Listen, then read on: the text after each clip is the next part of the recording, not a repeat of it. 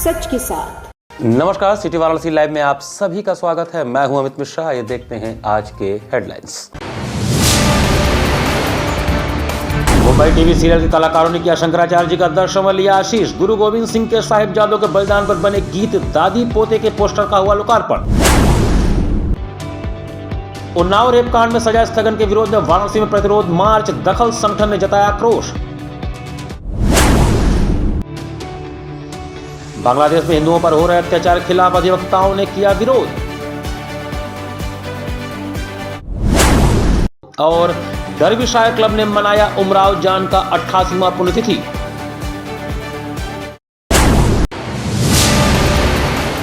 और अब समाचार विस्तार से।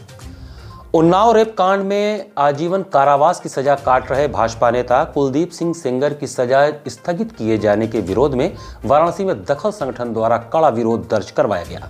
उन्नाव रेप कांड में आजीवन कारावास सजा काट रहे भाजपा नेता कुलदीप सिंह सेंगर की सजा स्थगित किए जाने के आदेश के विरोध में शुक्रवार को वाराणसी में दखल संगठन के आह्वान पर महिलाओं ने कड़ा विरोध दर्ज कराया।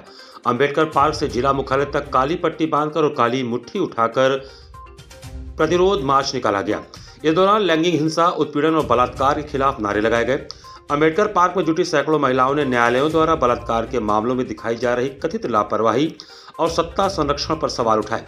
दखल संगठन की सदस्य एकता ने कहा कि उन्नाव रेप कांड उत्तर प्रदेश के सबसे जघन्य और चर्चित मामलों में से एक है, जिसने सत्ता, पुलिस और न्याय व्यवस्था की भूमिका पर गंभीर प्रश्न खड़े किए हैं। उन्होंने बताया कि वर्ष 2017 में उन्नाव जिले की एक नाबालिग लड़की के साथ तत्कालीन भाजपा विधायक कुलदीप सिंह सेंगर ने बलात्कार किया था। इसके बाद पीड़िता और उसके परिवार को लगातार धमकियों, झूठे मुकदमों और हिंसा का सामना करना पड़ा। पीड़िता के पिता की पुलिस हिरासत में संदिग्ध परिस्थितियों में मौत हो गई, जबकि 2019 में एक संदिग्ध सड़क हादसे में उसकी 2 चाचियों की जान चली गई। भारी जनदबाव और सर्वोच्च न्यायालय के हस्तक्षेप के बाद मामला सीबीआई को सौंपा गया और सुनवाई दिल्ली स्थानांतरित की गई।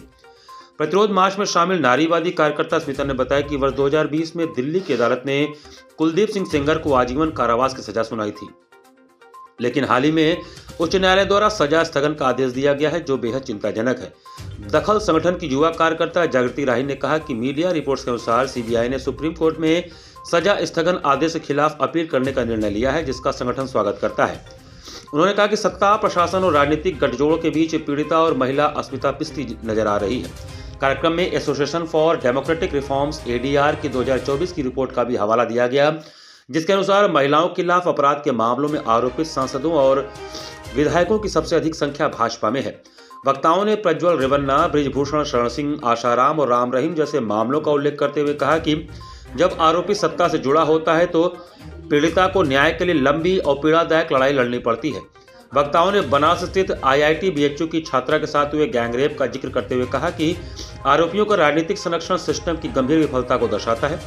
दखल संगठन ने अपनी मांगों को दोहराते हुए कहा, दोषी कुलदीप सिंह सेंगर को किसी प्रकार की राहत या विशेष सुविधा न दी जाए, पीड़िता और उसके परिवार की सुरक्षा सुनिश्चित की जाए। तो बहुत आक्रोश है हमारे मन में कि इस तरह से लगातार कभी आसाराम हो, ब्रजभूषण हो, चाहे बिल्किस बानो के रेपिस्ट हो, या एक नज़ीर बनती जा रही है कि लगातार सत्ता के संरक्षण में जो है जुडिशरी इस तरह की राहत दे रही है बलात्कारियों को, हत्यारों को। और ये महिला सुरक्षा के लिए एक बहुत बड़ा सवाल है कि क्या हमें न्याय की उम्मीद नहीं रखनी चाहिए। इस तरह का हीनियस क्राइम करने वाला, इस तरह का मानवता को शर्मसार करने वाला जो कुकर्म लोग करते हैं, वो अगर इस तरह छूटते रहेंगे कि उन्होंने 7 साल की सज़ा काट ली इसलिए छोड़ दें, तो इसका गलत असर समाज पे जाता है। लोग अपनी बेटियों को किसके भरोसे फिर बाहर निकलने देंगे और कैसे काम करने देंगे। और सबसे दुखद ये है कि उसमें एक नेताजी हैं जो मंत्री भी हैं और वो हे करके हंस रहे हैं बेशर्मी के साथ, इनसे जब सवाल किया जा रहा है। तो ये वही दिखाता है कि क्या असर हुआ उस फैसले का। बांग्लादेश में हिंदुओं पर हो रहे अत्याचार के खिलाफ कचहरी में अधिवक्ताओं ने जबरदस्त विरोध प्रदर्शन किया। बांग्लादेश में हिंदुओं पर हो रहे अत्याचार के खिलाफ लगातार देश में विरोध प्रदर्शन जारी है। शुक्रवार को वाराणसी की कचहरी में अधिवक्ताओं ने जबरदस्त विरोध प्रदर्शन किया।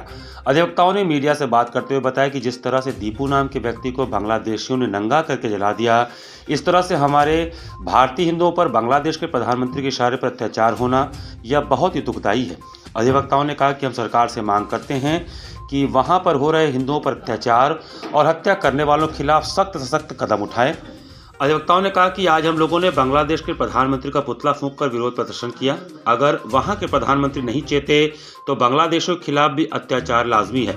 हमारे देश में रोहिंग्या रहते हैं, लेकिन हमारे देश में वह सकुशल रहते हैं, न उनके ऊपर कोई अत्याचार होता है, क्योंकि हमारा देश न अत्याचार में विश्वास करता है और न होने देता है।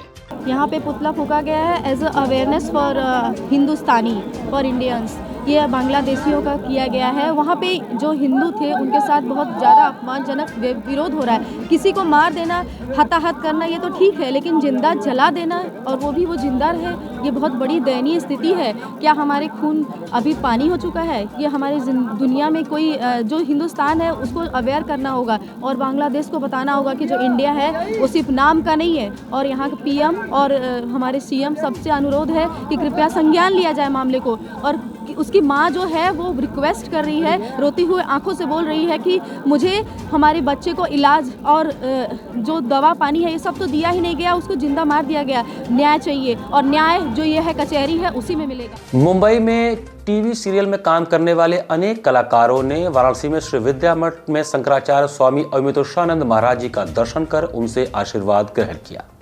मुंबई से टीवी सीरियल के अनेक कलाकारों ने काशी के केदारघाट स्थित श्री विद्या मठ में शंकराचार्य स्वामी अविमुक्तेश्वरानंद महाराज जी के पास आकर दर्शन कर उनसे आशीर्वाद ग्रहण किया। कलाकारों में टीवी सीरियल के प्रसिद्ध अभिनेता व ऑल इंडिया आर्टिस्ट एसोसिएशन के अध्यक्ष Rohitas Gaur, all India artist association के उपाध्यक्ष रेखा गौड़, 5 बार के राष्ट्रीय पुरस्कार प्राप्त तबलावादक अशोक पांडे आदि कलाकारों ने शंकराचार्य महाराज का दर्शन पूजन कर आशीर्वाद लिया व उनके समक्ष विभिन्न कार्यक्रमों की प्रस्तुति दी। इसके पूर्व इन कलाकारों ने शंकराचार्य जी महाराज की कृपा से शंकराचार्य घाट पर विभिन्न कार्यक्रमों की प्रस्तुति देकर काशीवासियों का मन मोह लिया। इस अवसर पर सुप्रसिद्ध अभिनेता रोहिताश गौड़ ने अपने उद्बोधन में कहा कि हम लोगों के पूर्व जन्म में किए पुण्य कर्मों के उदित हुए फल के परिणाम स्वरूप सचल शिव शंकराचार्य जी महाराज का दर्शन प्राप्त हो रहा है। आध्यात्मिक नगरी में काशी से हमारा पुराना नाता रहा है, लेकिन इस बार शंकराचार्य जी महाराज की कृपा प्राप्त होने से हम लोगों में असीम आध्यात्मिक ऊर्जा का संचार हो रहा है। शंकराचार्य जी महाराज के समक्ष 5 बार के राष्ट्रपति पुरस्कार विजेता एवं रामानंद सागर के रामायण सीरियल सहित विभिन्न सीरियलों व फिल्मों में महत्वपूर्ण भूमिका निभाने वाले अशोक पांडे ने अपने सहयोगी वायलिन वादक सुखदेव मिश्र के साथ प्रभावशाली प्रस्तुति देकर आयोजन को दमदार बना दिया, जिसके अनंतर सुप्रसिद्ध भरतनाट्यम गुरु एवं ऐश्वर्य सहित विभिन्न कलाकारों की गुरु कलाश्री डॉक्टर लता सुरेन ने शिव स्तुति पर शंकराचार्य जी महाराज के समक्ष प्रस्तुति देकर उपस्थित जन समुदाय की वाहवाही लूटी। साथ ही बिहार सेक्रेटरीट के टीम कलाकारों ने नाटिका मास्टर गणेशी राम की प्रस्तुति से उपस्थित भक्तों के मन को छू लिया। इसके पश्चात सुप्रसिद्ध कलाकार राहुल कुमार ने शिव वंदना पर कथक नृत्य प्रस्तुत कर उपस्थित जनमानस की सराहना करने पर विवश कर दिया। शंकराचार्य जी महाराज ने सभी कलाकारों को अंगवस्त्रम, रुद्राक्षमाला व प्रसाद सहित प्रसन्न होकर शुभ आशीर्वाद दिया। ऑल इंडिया आर्टिस्ट एसोसिएशन के सुदर्शन गौड़ आर्ट फेस्टिवल की ओर से शंकराचार्य जी महाराज का नागरिक अभिनंदन किया गया एवं 71वें अखिल भारतीय नृत्य प्रतियोगिता के पोस्टर सहित ऋषि लाहौरी प्रोडक्शन के बैनर तले डायरेक्टर दीपक के निर्देशन में बने गुरु गोविंद सिंह के छोटे साहिबजादों के बलिदान पर केंद्रित दादी पोते गीत के पोस्टर का लोकार्पण शंकराचार्य जी महाराज के कर कमलों से संपन्न हुआ। कार्यक्रम का संयोजन ऑल इंडिया आर्टिस्ट एसोसिएशन के उपाध्यक्ष रेखा गौड़ व हजारी कीर्ति शुक्ला ने संयुक्त रूप से किया था। इस अवसर पर साध्वी पूर्णांबा दीदी, ब्रह्मचारी परमात्मानंद, परमेश्वर दत्त शुक्ल, हजारी सौरभ शुक्ला, देवदत्त पांडे सहित भारी संख्या में भक्तगण उपस्थित रहे। राजीव गांधी दक्षिणी परिसर काशी हिंदू विश्वविद्यालय में मालवीय जी की 164वीं जयंती का सफल आयोजन किया गया। काशी हिंदू विश्वविद्यालय के संस्थापक एवं भारत रत्न महामना पंडित मदन मोहन मालवीय जी की 164वीं जयंती पर 25 दिसंबर को राजीव गांधी दक्षिणी परिसर काशी हिंदू विश्वविद्यालय में मालवीय जयंती 2025 का सफल आयोजन किया गया। इस उपलक्ष्य में विभिन्न कार्यक्रमों का आयोजन किया गया, जिसमें प्रातःकाल आचार्य प्रभारी प्रोफेसर BMN कुमार एवं परिसर के अधिकारियों द्वारा मालवीय उद्यान में मालवीय प्रतिमा के समक्ष देवाधिदेव पूजन के साथ दिन का शुभारंभ हुआ। प्रतिवर्ष के भांति इस वर्ष भी मालवीय दीपावली का आयोजन किया गया। इस वर्ष के मुख्य अतिथि प्रोफेसर अमित पात्रा, निदेशक IIT काशी हिंदू विश्वविद्यालय वाराणसी एवं सम्मानित अतिथि डॉक्टर संजय सिंह, मुख्य आरक्षा अधिकारी IIT काशी हिंदू विश्वविद्यालय वाराणसी रहे तथा मुख्य परिसर में पधारे अन्य अतिथिगणों में कार्यक्रम उपस्थित रहे। मुख्य अतिथि आचार्य प्रभारी एवं अतिथिगण द्वारा दीप प्रज्वलन कर सायंकाल में मालवीय दीपावली का शुभारंभ किया गया। तदुपरांत छात्रों, शिक्षकों, अधिकारियों सहित परिसरवासियों द्वारा दीपक जलाए गए। इस परिसर में 7000 दीपक जलाए गए और आकाश प्रदीप भी उड़ाए गए। तदुपरांत एक सांस्कृतिक संध्या का आयोजन भी किया गया, जिसमें छात्रों के द्वारा मनमोहक प्रस्तुति दी गई। डर्बीशायर क्लब द्वारा 26 दिसंबर को प्रसिद्ध नृत्यांगना उमराव जान की 88वीं पुण्यतिथि मनाई गई।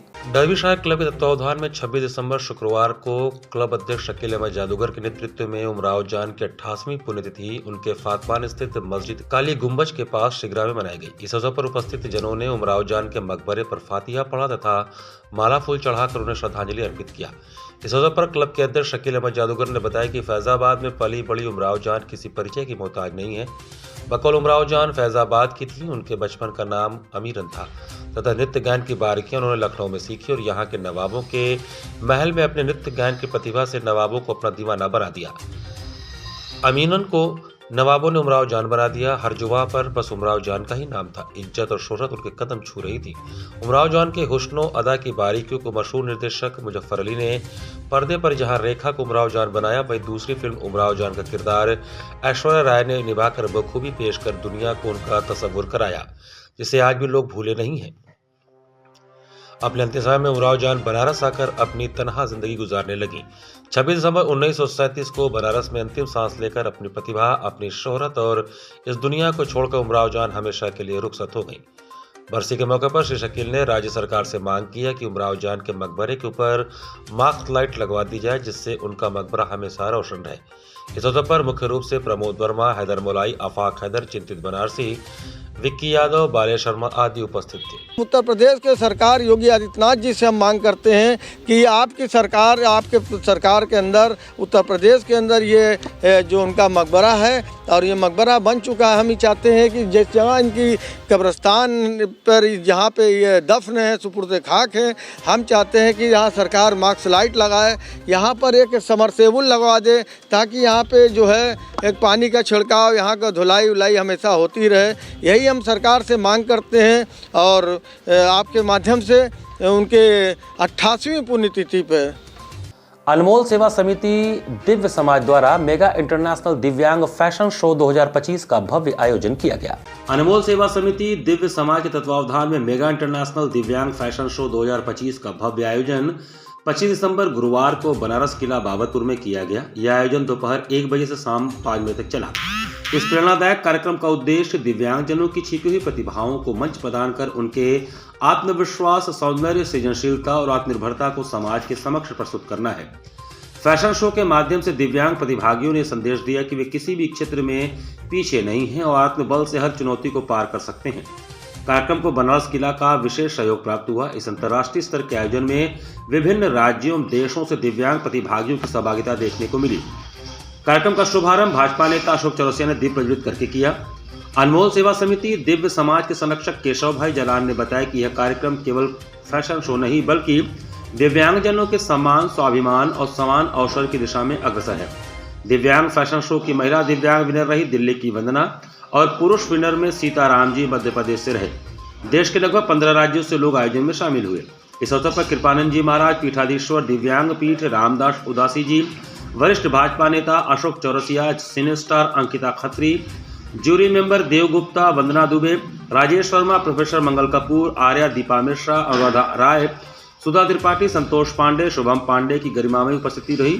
मंच का संचालन डॉक्टर सुनीता ने किया।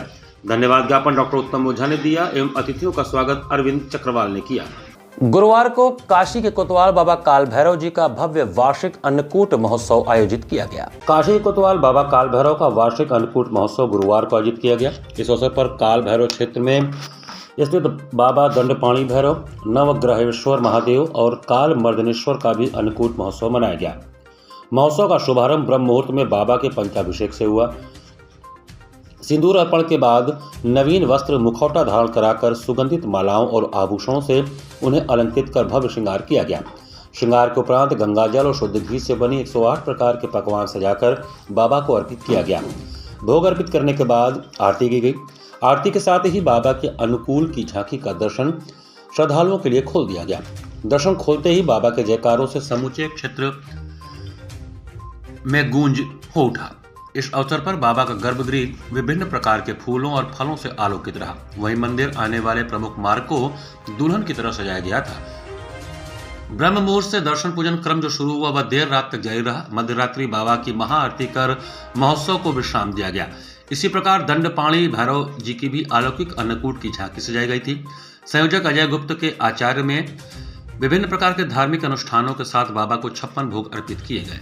ये बाबा का भैया हर साल की तरह वार्षिक अन्नकूट महोत्सव मनाया जाता है और बहुत ही हर्षोल्लास से मनाया जाता है। श्री श्री बाबा 1008 श्री काल भैरव जी का ये 56 भोग द्वारा और विभिन्न प्रकार के फल, मीठा, शराब और भी इत्यादि वस्त्र धारण करवाया जाता है और भगवान का श्रृंगार आरती करने के बाद भक्तों के लिए दर्शन के लिए मंदिर खोल दिया जाता है, जो सुबह से रात 11 बजे तक भीड़ भाड़ आपका चलता रहेगा। नमो घाट पर आयोजित होने वाले सांस्कृतिक संध्या में कोलकाता से पधारे विस्तार समूह के विद्यार्थियों द्वारा सितार का आकर्षक कार्यक्रम प्रस्तुत किया गया। गुरुवार को जिला प्रशासन वाराणसी में जिलाधिकारी सत्येंद्र कुमार की पहल पर आयोजित होने वाले सांस्कृतिक संध्या कार्यक्रम में कोलकाता से पधारे विस्तार समूह के विद्यार्थियों द्वारा सितार का कार्यक्रम आयोजित हुआ। उन्होंने सर्वप्रथम गत तत्पश्चात जोड़ झाला प्रस्तुत कर वहां बैठे श्रोताओं से खूब तालियां बजवाईं और वाहवाही लूटी। विद्यार्थियों के समूह ने एक 8 वर्ष की छात्रा सुहरिता ने अपने परफॉर्मेंस से सभी श्रोताओं का ध्यान अपनी ओर आकर्षित किया। उन्होंने गत जोड़ झाला प्रस्तुत कर वहां बैठे सभी श्रोताओं से खूब तालियां बजवाईं और वाहवाही लूटी। इस कार्यक्रम को सिद्धार्थ राय चौधरी ने तैयार करवाया था। कार्यक्रम का संचालन एवं धन्यवाद ज्ञापन अनूप मिश्रा ने किया। कार्यक्रम संयोजक अंशुमान महाराज रहे।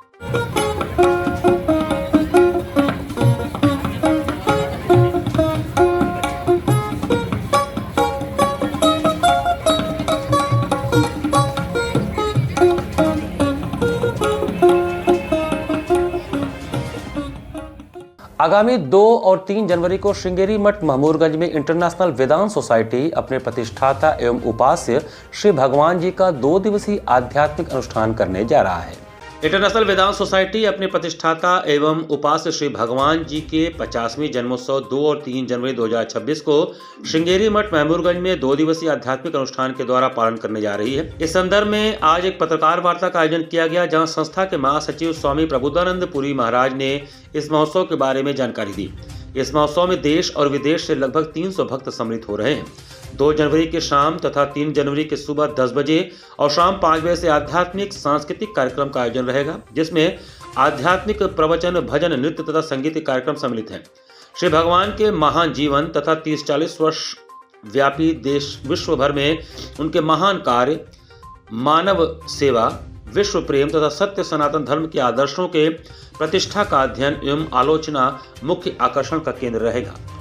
श्री भगवान जी का जन्म 85वीं जन्म महोत्सव हम लोग काशी में मनाने जा रहे हैं 2 और 3 जनवरी को श्रृंगेरी मठ महमूरगंज में। इसमें भगवान जी की जो विशाल जीवन है, उनके जीवन के जो मूल्य है, उनका जो शिक्षा है, उन्होंने जो कार्य किया है सनातन धर्म के लिए और मानवता के लिए, इस पे विपुल चर्चा हम लोग करेंगे और साथ ही हम लोग प्रयास करेंगे कि ये जो मूल्य है ये हमारे जीवन में भी प्रकाशित हो, हम अपने जीवन से भी इसको प्रकाश कर सकें लोगों तक। और साथ में हम लोग बहुत सारा आध्यात्मिक और सांस्कृतिक कार्यक्रम करने जा रहे हैं, जहाँ पे देश और विदेश से बहुत सारे महात्माएं आ रहे हैं। उनका प्रवचन, उनकी सत्संग आप लोग कर सकते हैं। भजन, कीर्तन और वाद्य यंत्रों, नृत्य, ये सभी होगा। साथ में साधु भंडारा होगा। काशी के जो विभिन्न जो आश्रम है, वहाँ से जो हमारे महात्माएं हैं, उनको 3 तारीख को 1 बजे से साधु भंडारा होगा। और जो विशेष जो कार्यक्रम है वो है कि हम लोग कुछ समाज सेवामूलक कार्य भी कर रहे हैं। जनता की डिमांड पर सांस्कृतिक संकुल में 2 जनवरी से एक बार फिर क्राफ्ट मेले का आयोजन किया जाएगा। चौकाघाट स्थित सांस्कृतिक संकुल परिसर में अर्बन हाट में जनता की डिमांड पर इस बार क्राफ्ट मेला पुनः लगने जा रहा है। यह जानकारी मेले के संचालक अमन शर्मा ने एक विज्ञप्ति में दी। उन्होंने बताया कि मेले का प्रारंभ 1 जनवरी से होगा, जो 31 जनवरी तक चलेगा, जिसमें गर्म कपड़ा ज़्यादा रहेगा, जैसे कश्मीरी, सदरी, शॉल, कंबल, ब्लैंकेट इत्यादि। इस बार फर्नीचर में बहुत नई नई चीज़ें जनता को खरीदने को मिलेंगी। मेले का उद्घाटन 2 जनवरी शाम को 5 बजे किया जाएगा।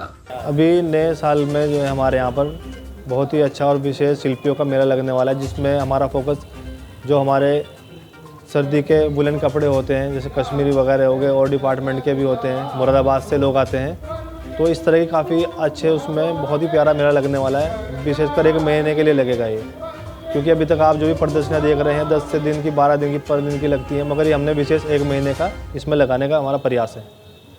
क्या खास और भी रहेगा? खास इसमें बाकी हैंडीक्राफ्ट की काफ़ी अच्छी अच्छी चीज़ें रहेंगी, जैसे क्रॉकरी वगैरह हो गए, भदोही के कारपेट हो गए जी, बहुत ही अच्छी अच्छी चीज़ में आपको देखने को मिलेंगी। ये हमारा पहले मेला एक लगा था 13 दिन का, उसमें अच्छा रिस्पांस मिला हमें। अब जनता की डिमांड पे हमने एक मेला और लगाना चाह रहे हैं 1 जनवरी से 31 जनवरी 2026। क्या खास रहेगा इस मेले में? उस मेले में ज़्यादा खास ये है कि वुलन का सामान ज़्यादा आता है, जैसे कश्मीरी हैं, जैकेट्स हैं, और लेडीज़ के लिए, जेंट्स के लिए सदरी, कोट, ये सब चीज़ें आती हैं उसमें। और भी काफ़ी स्टॉल रहेंगे, तकरीबन 80 से 90 दुकानें उसमें रहेंगी। कहाँ से लोग आएंगे? उत्तराखंड, पंजाब, हिमाचल, हरियाणा, दिल्ली, सब जगह से आएंगे, सब स्टेट से आएंगे। कुछ विशेष ऑफर भी है कि केवल बिक्री? विशेष 30% जो खादी जितनी दुकानें होंगी वो 30% ऑफ देते हैं। वो सदरी वाले हैं या जो खादी से जुड़े होंगे ना, जिनकी अपनी संस्था बनी हुई है, वो 30% ऑफ देते हैं। उलन के अलावा और बच्चों के खिलौने भी होंगे इसमें, खान पीन का भी होगा, भुट्टा है, भेलपुरी है, ऐसी चीज़ें हैं खाने पीने के लिए। पिछली बार के मेला में क्या अनुभव रहा है? ये बहुत अच्छा मेला रहा। इसी को चलते हुए, देखते हुए, जनता की डिमांड पे एक मेला 1 महीने का और लगाया जा रहा है, 1 जनवरी से 31 जनवरी 2026। 38वीं कनिष्क देव गोरावाला स्मृति मीडिया क्रिकेट प्रतियोगिता में गर्दे एकादश ने लालजी एकादश को 4 विकेट से हराया। Man of the match Pankaj Choubey के हरफन मौला प्रदर्शन 14 रन देकर 1 विकेट एवं 36 रन की मदद से गर्दे एकादश ने लालजी एकादश को 4 विकेट से हराकर 38वीं कनिष्क देव गोरावाला स्मृति मीडिया क्रिकेट प्रतियोगिता में शानदार जीत दर्ज की। सुबह टॉस जीतकर पहले बल्लेबाजी करते हुए लालजी एकादश ने 20 ओवरों में 6 विकेट पर 114 रन बनाए। चंद्र प्रकाश ने नाबाद 30 रन बनाए। अजीत ने 20 और देवेश ने 14 रनों का अंशदान किया। अभिषेक मिश्रा, संतोष सिंह, रवि श्रीवास्तव, पंकज चौबे और आशीष शुक्ला को एक साफलता हाथ लगी। जवाब में खेलने उतरी गर्दे एकादश ने 16.5 ओवरों में 6 विकेट खोकर जीत के लिए जरूरी 115 रन बना लिए। पंकज चौबे ने 46 गेंदों पर 4 चौकों की मदद से 36 रन बनाए। वरुण ने 2 चौकों की मदद से 14 रन बनाए।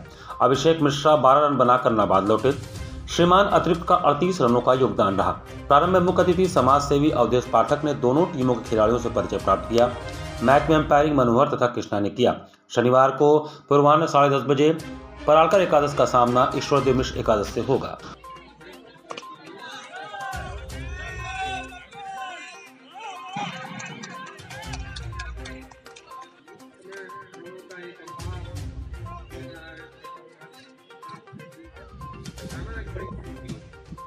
इसी के साथ सिटी वाराणसी लाइव का ये संस्करण हमें समाप्त करते हैं। मुझे दीजिए आज्ञा। नमस्कार।